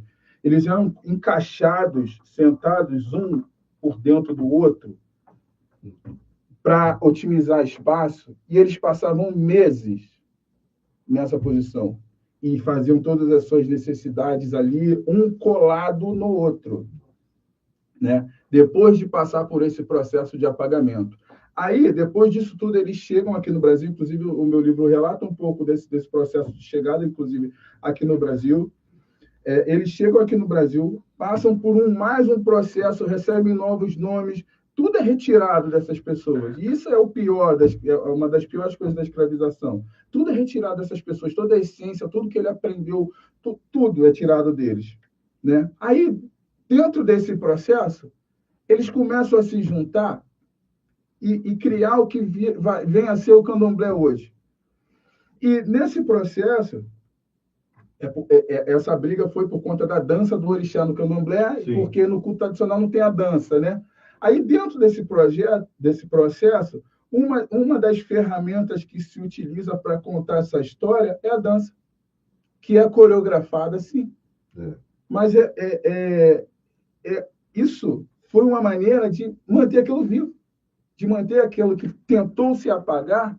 No final do meu livro, uma frase do Pai João, que ele fala muito, que é a seguinte: nós somos os filhos do sol que renasce, do ferro que se molda, da água que limpa e do espírito que nunca se rende. Manter isso vivo, depois de tantos anos, a música precisa ser respeitada. Independente do que você ache, independente do que você tenha ido lá na África aprender, as pessoas precisam entender que existe um processo na nossa religiosidade, que é o processo diaspórico. E isso precisa ser respeitado. Isso é respeitar a ancestralidade. Mais do que bater cabeça, mais do que se abaixar no toco e conversar com o preto velho, precisa respeitar o que essas pessoas criaram, as ferramentas que essas pessoas criaram. Isso é respeitar a ancestralidade. Porque quando você não respeita esse processo, quando você diminui esse processo, você está diminuindo essas pessoas. Eu falo, é uma questão de fórum íntimo, né, que elas tinham dentro de si, criando todos esses processos. Aí eu, em cima do academicismo, em cima de uma ideia radical, pessoal, Sim. Desmonto, descaracterizo, desconstruo. É a mesma coisa que o eurocentrismo fez. Exatamente. Desconstruiu. É o mesmo processo, né? É o tal do... a mesma coisa que hoje diz racismo reverso. É umas coisas assim. Não é nem possível. Umas coisas absurdas, né? Mas que eles tentam fundamentar. Sem contar que existe toda uma memória muscular, uma memória que a gente sabe, isso é físico, é químico, é bioquímico. Existe toda uma memória, né, transgeracional que fica registrado. Né? Então, como eles tentaram tirar tudo, mas eles não tiraram esses registros que realmente estavam impregnados, né, em toda a Constituição, no DNA e no RNA de todos eles, e que se manifestam nos movimentos. Isso é a expressão corporal, isso é a expressão de um registro, de um tempo, de uma vivência, de uma construção de crenças do que eles vivenciaram. Como que apaga isso? Né? Não tem como. É o que o texto fala. Nós somos filhos dos espíritos que não se rendem. E isso está registrado na dança, isso está registrado na música. Então não adianta você ir lá para a África e tentar entender o orixá lá na África. Esse é o livro, viu? Por favor, tem lá o link lá no meu Instagram, gustavo.umbanda. Tem o link também no Instagram do terreiro, que é quilombo.benguela. Está disponível na Amazon, quem quiser conhecer o trabalho, ler. Foi um trabalho assim, um trabalho que me traz muita emoção, assim, porque conta um pouco da minha relação com essa pessoa. Não é um romance mediúnico, né? Eu trago ali uma colcha de retalhos entre histórias que o Pai João me conta nesses 20 e tantos anos, né, trabalhando e atendendo com ele, e ele conta para as pessoas. Trago um pouco de história e um pouco de ficção para dentro desse livro. Então, está disponível na Amazon, lá, quem quiser, é só acessar o link lá. Benguela, uma história. Tá certo? Como a cultura de matriz africana se manifesta no sarau Ubuntu? Através da valorização dos orixás, caboclos, entidades das danças, ritmos, simbologias, princípios de vida e da resistência histórica do povo negro. Muito importante. Claro. Não só dos orixás, mas dos inquices, dos roduns e de todas as formas possíveis. Sim, que a gente engloba a todos. E o que a roda como estrutura do sarau Ubuntu? A roda é um símbolo sagrado. Todos estamos em igualdade. Verdade. Ninguém está acima de ninguém. a energia circula, todos veem todos. E a voz pode chegar a todos. Bacana, né? Uhum. Bom, é isso, né? A gente já falou sobre roda aqui, né? Só estamos aqui reafirmando, reassentando nossos assentamentos. Tá vendo? Tem uma fala que eu uso muito nos meus atendimentos. Quando a gente chega naquele ponto que tudo se passa com todo terapeuta, normalmente Sim. todo psicólogo, todas as pessoas que trabalham com pessoas, que quando você mostra o caminho, né? E isso acontece também nas consultas, e a gente conversa muito sobre isso, até dentro das salas de tratamento, né? No centro, que quando você mostra o caminho diante daquela dificuldade, daquele desafio da pessoa, e seja a entidade, seja o especialista, seja o terapeuta, o psicólogo, ele apresenta, né, uma solução para ele fazer o movimento dele, e ele não faz o movimento dele. E aí existe uma fala sobre isso que eu uso muito. Eu não curo ninguém. Ninguém se cura sozinho. Nós nos curamos no compartilhamento. Pura verdade. Então, quando nós estamos na roda, nós estamos fazendo exatamente isso. A gente está recebendo e emanando aquela egrégora, aquela energia que ali é formada. Ali é o processo da cura. Ali é o processo da cura. Exatamente. Da participação. É mais um processo de dividir, né? E eu queria falar mais uma coisa aqui, só para um parênteses falar sobre o livro. A gente está começando agora nessa semana a obra do nosso terreiro, que é ali na Vila Santa Catarina, e todo o dinheiro arrecadado com o livro ele está sendo voltado, está sendo empenhado na nossa obra. Correto. Quem puder ajudar vai ser de muita valia. Vamos lá, né? Aí, movimentando, né? E adquirindo sabedoria. Sim. Eu espero que sim. Ou, no mínimo, que adquira reflexões. Sim. Lógico. Melhor, acho que, sei lá, em alguns pontos a reflexão é melhor do que a sabedoria sempre a gente faz, né? De alguma maneira a gente assimila, mas a reflexão é muito importante. Ou se é importante. Ótimo. E como o Salmo Tu contribui para a valorização da juventude? Dando espaço para os que os jovens se expressem sua arte, ideias e visão do mundo, conectando sua energia criativa com os saberes ancestrais, fortalecendo seu protagonismo. Isso mesmo? A gente fala muito de ancestralidade, né? Mas a gente precisa falar da ancestralidade com os olhos voltados para os nossos jovens, né? Sim. Inclusive, a gente vem de uma casa, de uma família de santo, onde existe um trabalho muito forte, assim, em cima da juventude, né? Para que a juventude entenda toda essa coisa do orixá, toda essa coisa do axé, da umbanda e tudo mais, da entidade. Então, a gente nunca, não tem como você dissociar uma coisa da outra. Você não pode trabalhar com o olho só, que é o que a gente estava falando no começo. A gente não trabalha com o olho só no passado. A gente não trabalha com o olhar só na ancestralidade. A gente precisa trabalhar, sim, com esse olhar, mas trazer essa sabedoria ancestral, desses ancestrais, para a juventude, para que a juventude entenda que, por exemplo, existe uma história por trás daquilo. Por exemplo, quando a gente fala de orixá, a gente precisa entender que o orixá é um conceito muito bem formado, né, de milênios.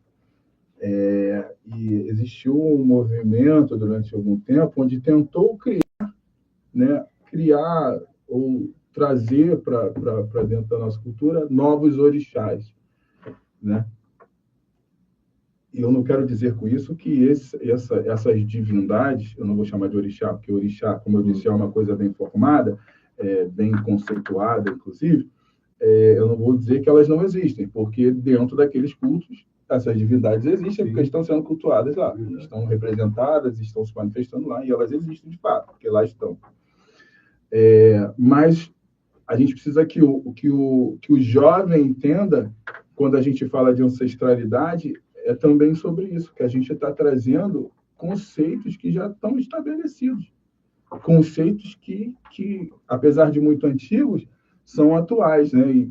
E a força do orixá, a história do orixá, essa questão da oralidade do orixá, forma, de maneira filosófica, nos educa também, né? Quando eu falo de Ogum, quando eu falo quando eu falo Ogum, muitas pessoas resumem Ogum simplesmente a guerra, caminho, mas Ogum é muito mais que isso. Ogum, se você entende Ogum, você vai entender que Ogum também é essa luta, essa guerra interna, essa busca pelo controle da ira, pelo controle da raiva, né? Que uma das maiores passagens de Ogum, quando ele se torna orixá de fato, é quando ele vem da guerra, não é reconhecido, e as pessoas estão lá de Iri, né? Que é a cidade dele, elas estão num momento ali fazendo um voto de silêncio, até, inclusive pela falta que ele faz naquele lugar, porque ele sai para guerrear e fica muitos anos guerreando, e ele volta e todo mundo em silêncio, ninguém fala, porque eles fazem em respeito a ele, inclusive, e ele começa a matar todo mundo, arrancar a cabeça de todo mundo, porque ele entra num estado de ira.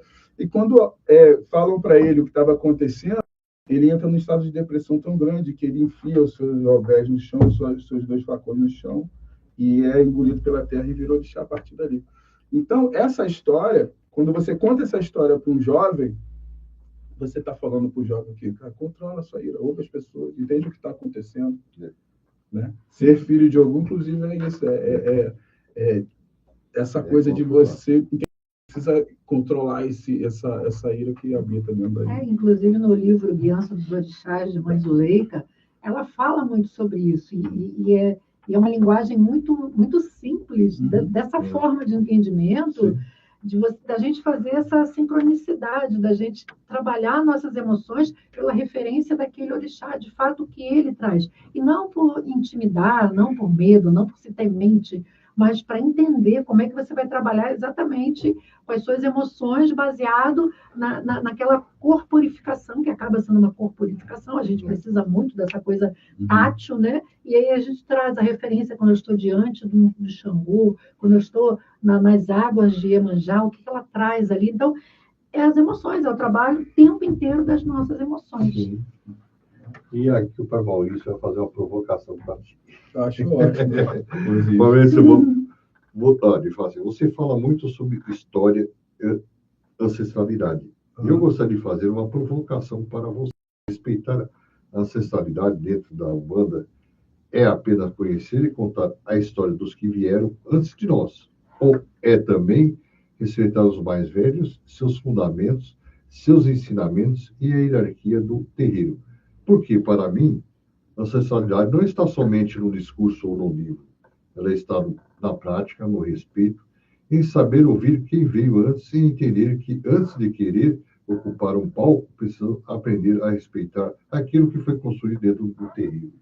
Justamente. Eu acho que a gente está falando sobre isso aqui. Eu vou devolver a provocação para uma nova provocação. Talvez ele não tenha prestado atenção na conversa desde o início.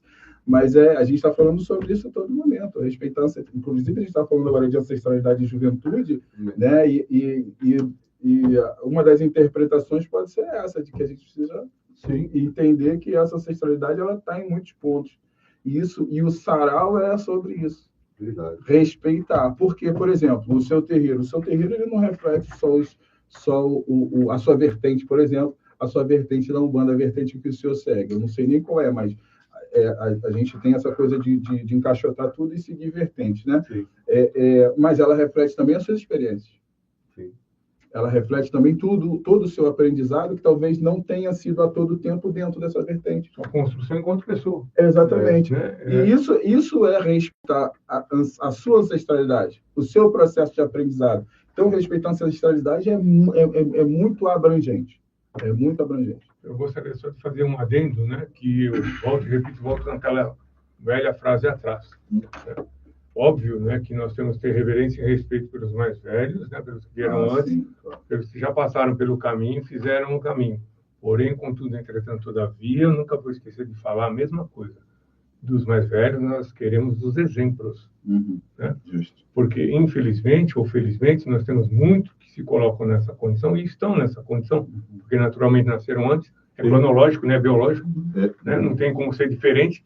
Porém, contudo, entretanto, todavia, eles próprios, né, nos bastidores, acabam gerando dificuldades para que haja uma articulação dos novos em fazer a continuidade do legado. Fala-se em transmitir legado, mas não se transmite o legado. Ou se transmite o legado segundo a minha caixinha. né? Se tira o que de mais precioso o ser humano tem, que é o poder da criatividade, né? Da sua espontaneidade e da sua ação, desde aqui dentro dos fundamentos e dentro do que é o respeito ao histórico, sem dúvida nenhuma. Esse é o ponto. E quando a gente traz a conversa para o campo filosófico, né, a gente não pode esquecer que existe uma humanidade por trás disso tudo. Né? Sim. A gente não pode esquecer que essas pessoas são humanas e que em todos os tem suas qualidades, tem seus defeitos. Todos os campos da vida, as pessoas ainda não chegaram no entendimento, por exemplo, que se aprende mais dividindo do que guardando para si. Sim. Sim. E por que a memória histórica é central no sarau mútuo? Porque sem memória não há identidade. Resgatar a história dos povos africanos, sua presença e luta no Brasil, combate e apagamento e fortalecer a consciência de si, né? Sim. Que foi a sua forma do apagamento. Eu aprendi uma coisa com o meu avô de santo, pai Márcio de Agum, que ele bate muito nessa tecla, inclusive nos livros dele, que a nossa formação religiosa, histórica, cultural e tudo, ela tem uma base muito simples que ajuda a gente a ter uma ferramenta de pesquisa, inclusive, quando a gente vai estudar sobre a nossa história, sobre a nossa religiosidade, sobre a nossa cultura. O fato precede o mito. Sim. E o mito justifica o rito. Sim. Entendeu? Então, tudo tem uma base anterior. Para essa história, por exemplo, que eu estava falando aqui de Ogum, existe um fato anterior a isso. Talvez não tenha sido dessa forma.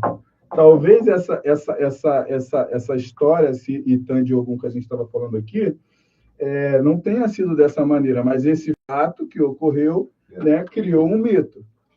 E em cima desse mito, a gente cria o rito. Isso. Então, essas coisas estão todas conectadas. Tudo faz parte de um contexto. Sim, né? E aqui, eu acho que entra um pouquinho, reforça a relação geral, com a relação entre o Ubuntu e justiça social. O Ubuntu ensina que a dignidade de um independe da dignidade de todos. Portanto, lutar por moradia, educação, saúde, igualdade racial e respeito é cumprir com o princípio do ser humano pleno. Claro, se a gente está dentro do... Aí eu vou levar para o campo do terreiro, vou sair um pouco do evento em si, vou levar para o campo do terreiro. A pessoa que ela está dentro de um terreiro hoje e não entende que aquilo ali é um ambiente de pessoas excluídas, e quando eu falo pessoas excluídas, eu não falo só dos... né? Eu falo também dos mortos, que é um culto de gente morta, né? A gente está no dos excluídos. Então, se você está dentro entende esse conceito, né? Você não está entendendo nada. Você não entendeu nada. E o evento, obviamente, ele precisa trazer isso, né? Ele precisa trazer esse entendimento de que alguns pontos específicos, por exemplo, a questão da mulher, né? Que é limitada pelo homem, pelo machismo. A questão dos LGBTs, né? A questão do negro, a questão do indígena, tudo isso tem que ser trazido para dentro do terreiro, mas isso precisa nascer para dentro do evento. Mas isso precisa nascer também antes dentro do nosso terreiro. A gente precisa entender que o terreiro é esse espaço e o evento vai refletir isso. Né? Verdade. Aqui entra aqui como a espiritualidade se faz presente no sarau mútuo. Ela não restringe a uma religião específica, se expressa na gratidão à natureza, na conexão com os antepassados, no respeito à vida e na força do axé que une as pessoas. Esse é o forte. Esse é o ponto. O que significa curar as feridas coletivas do sarau mútuo? É usar a arte, a palavra, o acolhimento para tratar as dores deixadas pela discriminação, racismo, exclusão, violência e reconstruindo laços de confiança e afeto. Aqui é uma força. E também é muito mais do que isso. É muito mais do que isso. É manter tudo isso vivo, né? Que é a responsabilidade que a gente assume com esse evento. de manter essa necessidade de tudo isso. Ser uma ponte de continuidade do processo. Isso, A gente precisa falar sobre muita coisa. A gente precisa falar sobre violência contra a mulher. A gente precisa falar sobre racismo. Hoje, né? A gente precisa falar isso. E eu volto a repetir. Isso precisa nascer dentro do terreiro. O evento vai refletir isso, óbvio. O evento vai falar sobre isso. Mas a gente precisa também levar isso para dentro do terreiro. Essas coisas precisam... Se você está num terreiro e você não está falando sobre violência contra a mulher nos tempos que a gente vive hoje, se você não está falando sobre racismo no seu terreiro, você tem que repensar tudo. Sim, tem. E cada vez mais a gente percebe quantas pessoas estão sozinhas. Sim. E sozinhas mesmo. Sozinhas e distantes uma das outras. E eu acho que esses momentos, tanto dentro do terreiro, como no evento, esse é o propósito maior. Unir, conectar.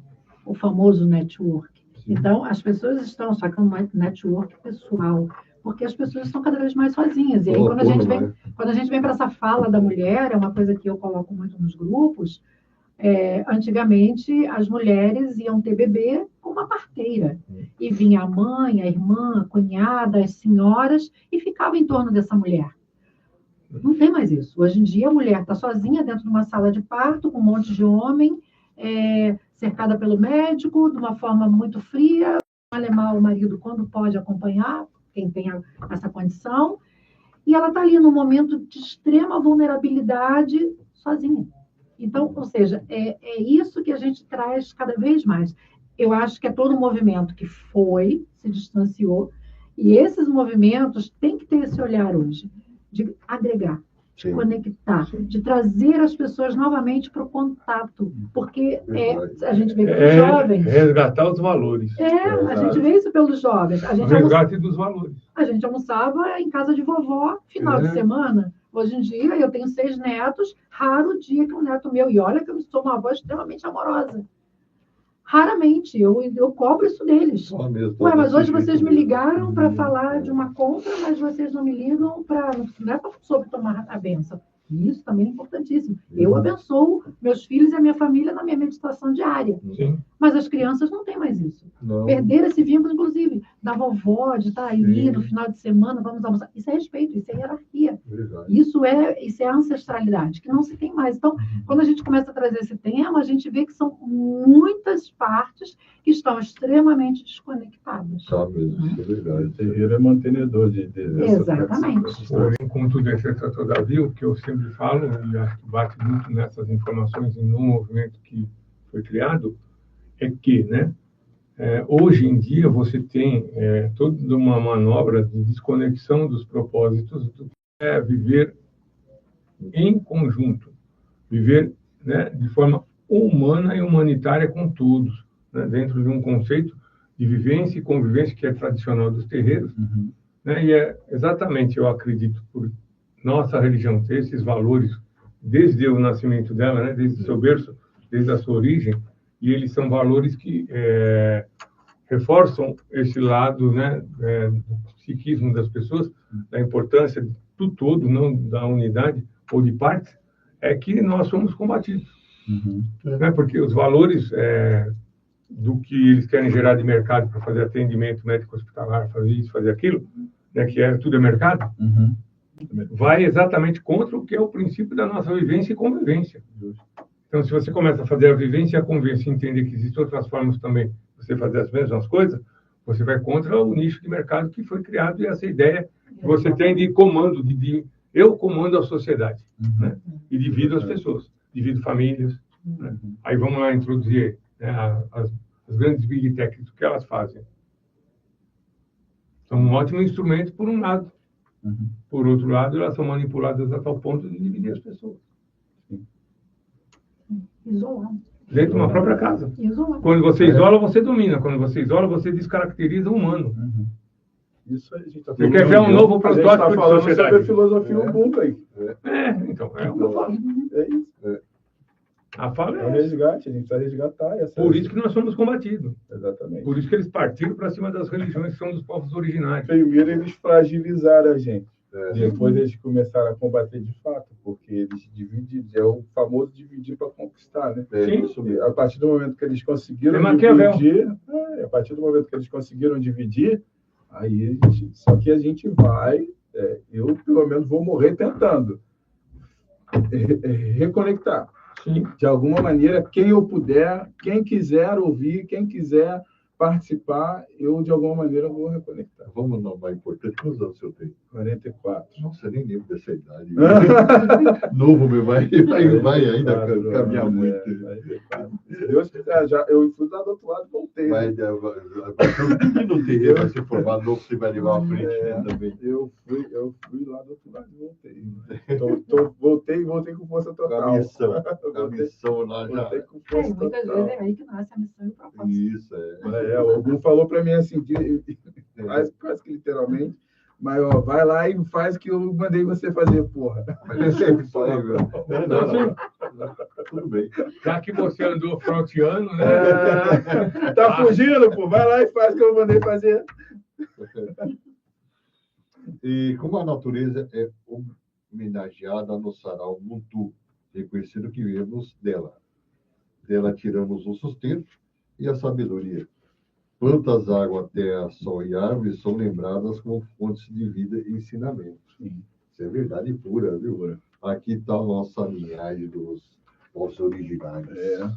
Sim, povos originários, povos africanos também, né? Os originários que são os africanos, que são os brasileiros, né? Dos povos da terra da América do Sul, exatamente, da África. É o orixá brasileiro, né? Agora responde para ela aqui, a nossa Denisa Caimbé. Boa tarde, povos originários, autêntica. É isso, e a gente precisa realmente entender que nós fazemos parte de tudo, nós somos a natureza. Quando eu destruo a natureza, vou trazer de novo para dentro até da minha zona de conforto, que é mais na questão do orixá, né, das religiões de matriz africana propriamente, do que, apesar de eu ter uma ligação muito forte com os povos originários, como eu disse, minha avó parte pai nasceu dentro da aldeia, né? Então, eu infelizmente não tive uma convivência muito grande. Mas a gente no candomblé, a gente cultua Iroko, que é uma árvore. Sim. Né? Iroko é a representatividade disso tudo, que nós fazemos parte, nós estamos conectados à natureza. Quando eu destruo a natureza, a gente cultua o San, que é o Senhor das folhas, das ervas. Toda vez que eu vou colher uma folha, que eu vou fazer alguma coisa, eu preciso, é uma necessidade que eu reze para ele, que eu peça licença a ele, porque... Então, a gente precisa ter esse entendimento. Eu vejo hoje em dia muitas pessoas que são da Umbanda que perderam essa conexão de fato com a natureza. A pessoa vai tomar um banho de erva, né? Aqui em São Paulo, por exemplo, isso é muito latente. Em São Paulo isso é muito latente porque a gente não tem lugares, né? A gente não tem lugares assim onde eu vá lá para colher as ervas. Né? Apesar de eu para minha pessoa, eu fiz um mapeamento assim, de onde tem as ervas que eu costumo usar. E eu botei até no Google Maps, eu tenho uns pontos lá, ali tem a árvore tal, aqui tem tal. Que aí, quando eu preciso, eu vou lá e pego. Mas as pessoas, mais do que isso, mais do que esse fato de você estar indo na loja comprar erva, porque isso é uma necessidade, de fato, não tem mais onde você vai lá colher, as pessoas estão perdendo essa questão da ativação e do respeito para com aquela erva. Porque aquela erva é sagrada, aquela erva faz parte da natureza e aquela erva também faz parte da gente. Já está integrada no tudo. E os povos originários são... Eu tenho uma vontade... Aliás, se alguém estiver assistindo, eu tenho uma vontade... Eu gostaria, de fato, de ficar um mês... Eu preciso muito... Fala com ele aqui, ó. Isso é para ti, viu? Eu tinha vontade, de ficar um mês, assim, numa aldeia, numa coisa assim. Até eu estava pesquisando sobre aquela região ali, que é uma tristeza que acontece ali, que beira a rodovia dos Bandeirantes, ali, da Pirituba, lá? Não, então lá tem uma região que é indígena ali, bom, não vou lembrar agora, mas eu acompanho o trabalho que eles fazem e tudo mais. Eu tenho uma vontade lá, porque eu tenho muita dificuldade por conta da minha deficiência, né? Então, acaba sendo difícil, sei lá, passar um mês no mar. Para mim, tem outras coisas que envolvem isso. Então, eu tenho uma vontade muito grande, porque eu queria entender essa visão, né? Não ter só a visão do espírito do caboclo que traz para a gente esse conceito, mas de quem está vivo, do caboclo que está vivo. Da vivência e convivência na tribo. É o caboclo que está vivo, né? Que está mantendo isso de pé até hoje. Ele é bom ter contato com o nosso irmão, que nós entrevistamos aqui. O Emerson. Contato, teria que fazer um contato, fazer a ponte. A ponte com você. E a gente, assim, eu tive uma dificuldade muito grande de trazer para o evento, por exemplo. O próprio o Eu tive uma dificuldade grande de trazer pessoas, representantes assim, dos povos indígenas para dentro do evento. Porque foi uma questão de eu mesmo, né? Como eu comecei meio sozinho, a Rosana chega depois, mas a Rosana estava em Belo Horizonte, aí veio para São Paulo. Então, acabou que eu encontrei barreiras que eu falei, não vou conseguir fazer isso agora, senão eu não faço todo o resto.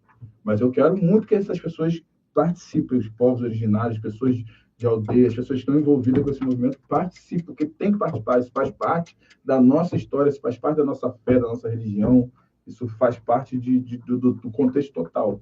A Denilson vai falar contigo aqui, a sociedade tem que ter a consciência que somos a própria natureza. Exatamente, é isso. E ela falou assim, está convidado, meu irmão, venha mesmo. Eu vou, pá, vamos como é que manda faz isso para ele, Denilson, se você permitir, eu posso ter um contato para ele, que se ele permitir, né?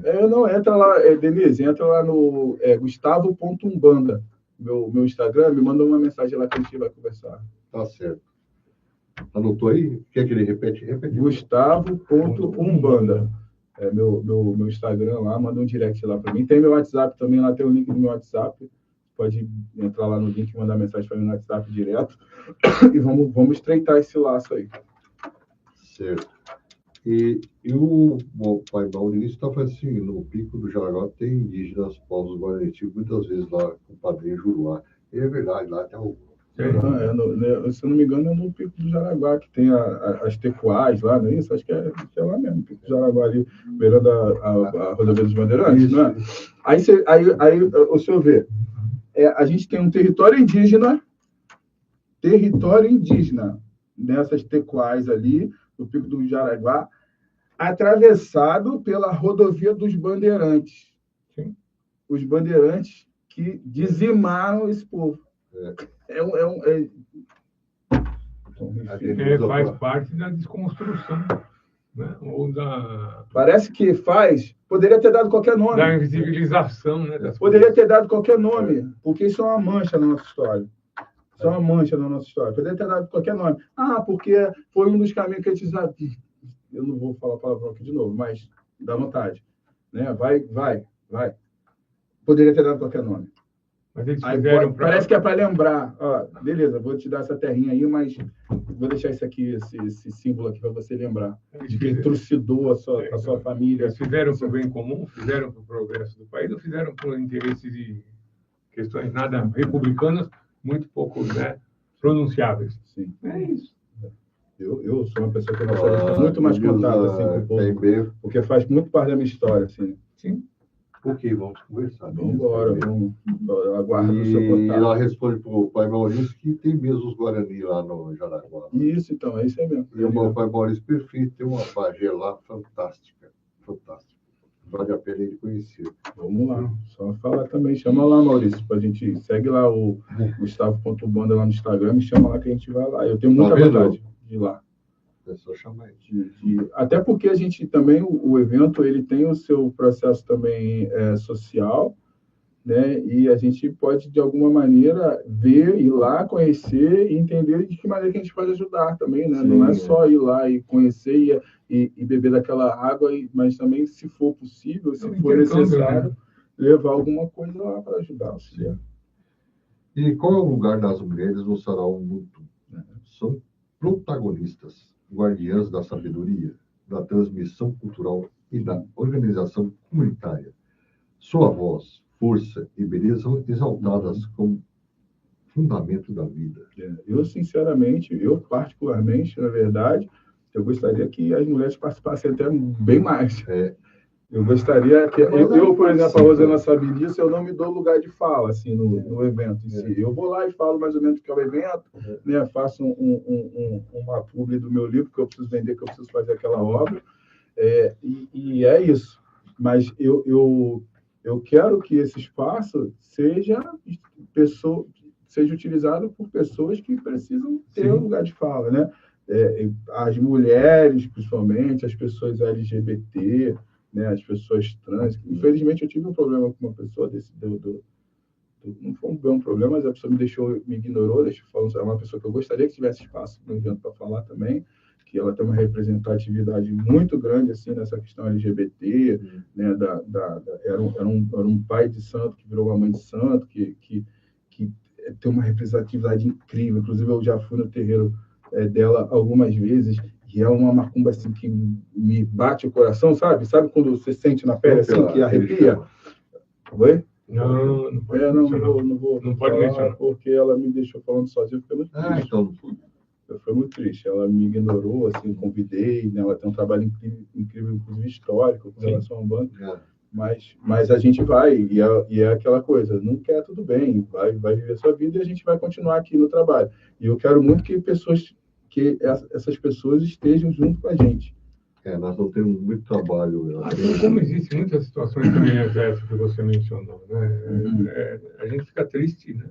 Mas fazer o quê? Faz parte do processo. Faz parte do processo. É o crescimento do todo, né? Hoje é muito batido aqui, é isso aí, as pessoas trans estão terrível. Está havendo muito preconceito. É uma conversa que a gente tem bastante, inclusive. Né? Muito preconceito. Até que, às vezes, eles mesmo pedem para a gente agendar aqui, para eles comentar isso aí. Assim, a gente precisa abrir a cabeça e entender, porque não tem mais, assim, acabou essa coisa de impor, de patriarcado e machismo. A gente precisa entender que pessoas são pessoas, sejam quem elas queiram ser. O mundo evoluiu. E nós somos de quê? De abraçar essas pessoas. Isso faz parte da nossa história e a gente tem que manter isso mesmo. A gente tem que... existiu um processo onde afastou essas pessoas, né? Houve, sim. Principalmente na Umbanda em si, no Candomblé bem menos, mas na Umbanda em si. E a gente precisa fazer esse caminho de volta também. E voltar a ter mais... ser um espaço mais aberto para um espaço de fato onde essas pessoas se sintam humanitário. E assim, não é só receber, não, tá? Não é só abrir a porta e falar, entra, não. É receber e fazer com que essa pessoa se sinta parte daquilo. Sim, integrada no processo. É uma dificuldade muito grande, mas a gente vai chegar lá. Bom, como organizar um sarau Ubuntu na prática? Escolher um espaço acolhedor, formar uma roda, iniciar com uma saudação ou oração ancestral. E alternar apresentações artísticas com momentos de conversa e partilha, encerrar em união e gratidão. É isso mesmo? Sim, inclusive aproveitar que tem um Instagram lá também do sarau, chama sarau.ubuntu, ou Ubuntu, né? E é uma coisa assim, a gente, no evento em si, a gente não consegue muito reproduzir essa questão da roda, porque são muitas pessoas. Sim. Né? Então, a gente precisaria de um espaço, de um salão oval, talvez um espaço muito grande para que a gente conseguisse fazer essa roda. Sim. Mas quem entra lá no Instagram, por favor, siga lá e para entender melhor o que é o evento, sarau.ubuntu, ou Ubuntu. A gente não tem essa... Não no momento das palestras, né? A gente tem outros momentos onde essa circularidade ela é remontada. Mas isso aí é extremamente importante. Todo mundo precisa ter lugar de fala, todo mundo precisa expor suas falas. Por que o sarau Ubuntu é também um ato de resistência? Porque um mundo que valoriza o individualismo e o lucro, ele reafirma valores comunitários, raciais e espirituais, que foram historicamente reprimidos. Aquela coisa do mercado, né? Mercado. A gente tem o nosso representante, inclusive, a gente sempre começa o evento cantando para Exu, né? Que é o Senhor do Mercado. Exu, o Senhor do Mercado. Lá no sul vai ser o Bará do Mercado. Exu é o Senhor do Mercado. Né? O mercado é a casa do Exu. Sim. Né? Conheço bem lá o príncipe que foi... A gente está estudando formas de levar o projeto para lá, inclusive. A gente está agora com conversas em Belo Horizonte. A gente está com conversas de levar o evento para Belo Horizonte, para o Rio de Janeiro, e está no nosso radar vamos trabalhar para levar lá para o Rio Grande do Sul, para levar para... Vai ter isso lá, porque eu conheço o povo Salvador, do Espírito Santo. Inclusive, eu estou para conversar com o pai Gesley Alves, lá do Espírito Santo, que é uma pessoa também tem um estudo muito forte sobre cosmograma Bakongo, sobre a cruz de Kenda. Eu estou para conversar tem que trazer esse pessoal aqui para, né? Eu tenho contatos. Vem junto. Aqui essa cadeira já está marcada. Eu conheço bastante. A senhora também. Bastante pessoas. Bastante gente, assim, no meio da nossa região, conheço bastante gente. E eu não tenho medo, né, de falar, de mando mensagem, eu ligo. Se me atender, se me der brecha para falar, eu vou. Precisa saber conhecer, né? Se me der brecha para falar, eu vou. O conhecimento não é para ficar aprisionado. Não. O conhecimento é para ser expandido. Inclusive, eu falo muito isso com a Rosana, meu rolê é esse, meu lance é esse. É isso aí. E ainda me estilo carioquês. E eu vou atrás, eu converso, e eu troco uma ideia. Pô, entende aqui, vamos sentar aqui. Deixa eu te mostrar o que é o projeto, para você entender.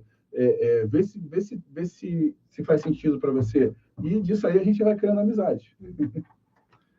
Como levar os ensinamentos do Sarau Mutum para o dia a dia? Praticando a solidariedade, ouvindo com atenção, tratando o próximo com dignidade, respeitando as diferenças e cuidando do bem comum onde você vive e trabalha. Sobre a empatia, né? Reciprocidade. A gente falou sobre tudo isso aqui. Verdade. E qual é a mensagem principal que o Sarau Mutum deixa com o público? Que ninguém caminha sozinho. Você falou sobre isso. Ninguém. Inclusive, nada somos. Tá aqui mesmo, né?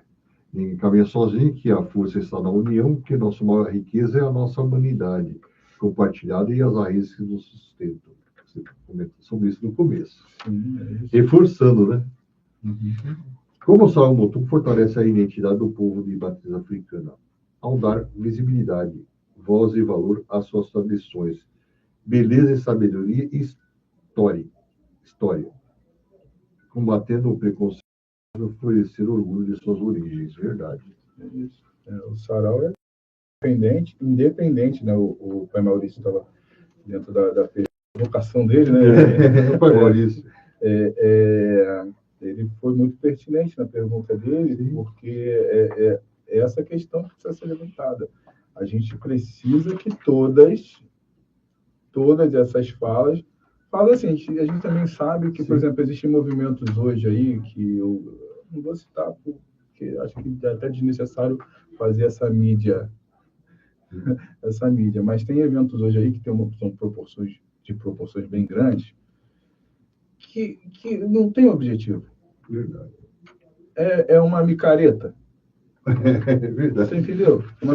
É um evento de cosplay, talvez, uma micareta, que não nos representa de fato. Entendeu? Então, o evento ele vem assim, com essa lógica da representatividade de quem quer, principalmente, e precisa ser representado, e precisa ter lugar de fala, e precisa mostrar o seu trabalho, né? Fora da rede social, fora da internet, trazer isso para a vida real, trazer para o nosso mundo, para que o senhor chegue lá e fale, nossa, o nosso maior expoente hoje no evento, nas redes sociais, é o Ernesto Xavier, né, que é neto da Chica Xavier, tem uma história familiar incrível, escreveu um livro maravilhoso que chama O Caminho dos Orixás. Orixás. Daqui a pouco eu vou lembrar, eu só tenho na minha cabeça, é terrível. Mas eu estou lendo o livro agora, gente, pelo amor de Deus. Bom, vocês sabem, o livro do Ernesto Xavier, o livro é incrível. E ele tem uma fala na internet, no Instagram, nas redes sociais, a fala dele é incrível. O que a gente está fazendo? A gente está trazendo ele para que o senhor possa fazer uma pergunta para ele pessoalmente. Ernesto, eu ouvi você falar, eu queria entender tal coisa assim. Entendeu? E outras pessoas, eu estou agregando novas pessoas, estamos agregando novas pessoas no evento, para que as pessoas, para que todo mundo possa ter acesso a esse conhecimento, a esses estudos, a essas falas. Voltando a falar, vamos adquirir o livro do nosso escritor aqui, Pai Gustavo César Baratinho. Benguela, uma história de resistência. Ajude, que é para a reconstrução do terreiro. A construção, né? Construção do terreiro. Tá ok? Tá aí. Não é caro, é baratinho. Contamos com... Só ir lá na Amazon, digita lá Benguela, uma história de resistência. Esse aqui é presente para vocês. Trouxe para deixar para vocês. Eu gostaria de trazer um para cada um, mas né, a verba é pequena e a gente precisa comprar tijolo e cimento. É karaokê. Ó, tá para karaokêzinho. Eu não tenho amigo que fala que nem você. Eu vou tomar um pessoal aí. Olha, não fala que nem mineira. Mineira eu sou carioca também. Eu sou carioca, estava morando em BH antes de vir para cá. Pega o sotaque de lá, viu? Bom, a gente vai encerrando, Papai Miguel, encerrando. Então, nós vamos agradecendo a vossa presença, né? A presença daí da nossa companheira também, que faz parte aí do projeto, né? É importante que a gente tenha pessoas como vocês que acreditam e façam acontecer, independente, né, de resultados pouco mais populares ou não, mas vamos popularizando. Né? Tudo começa pequeno e se torna grande. Né? A gente deseja que tudo isso se propicie situações de prosperidade nos processos todos, né, no contexto do que está imbuído, né, o ideal, né, o objetivo e muito mais do que isso, as consequências futuras do bom propósito de todas essas questões, né, dessa visão de unidade, né, uma visão de unidade integrada com um todo, né, uma visão humanitária, né, se assim dizer, né, a essência do que é ser humano de fato, né? E dentro dos processos aí que seja positivo e propositivo todo esse seu trabalho. Né? Que não se perca aí os valores, né? Que se reconheça a pérola que está sendo ilustrada, né? Que vai ser de muito valor lá, acredito eu, em breve. Né? Assim, o nosso desejo, nosso ideal, né? Os nossos bons pensamentos, nossas boas energias. Porque nós precisamos de pessoas assim. Né? A construção ou a reconstrução. Né? Dentro do processo da tua construção do terreiro. Né? Mas a parte, né, a construção do terreiro, que haja a construção e reconstrução do que é o nosso universo de vida, de vivência e convivência, em fraterna união, né, como os preceitos e os conceitos foram tratados hoje. Então, espero ter uma próxima oportunidade de a gente conversar, dialogar, né, aquilo que for que precisa ser publicado, dialogado, divulgado, socializado, pode encaminhar, que a gente leva adiante também, né? Menciona no programa, anuncia no programa, coloca nas redes, né? Que são os nossos trabalhos aí dentro dos programas. E é isso, só gratidão. Até a próxima semana com mais um programa Conexão Política. Gratidão. Até a próxima. Um abraço. Fica um pouco aí, não tinha foto, eu vou lá desligar, já vou. Tá bom.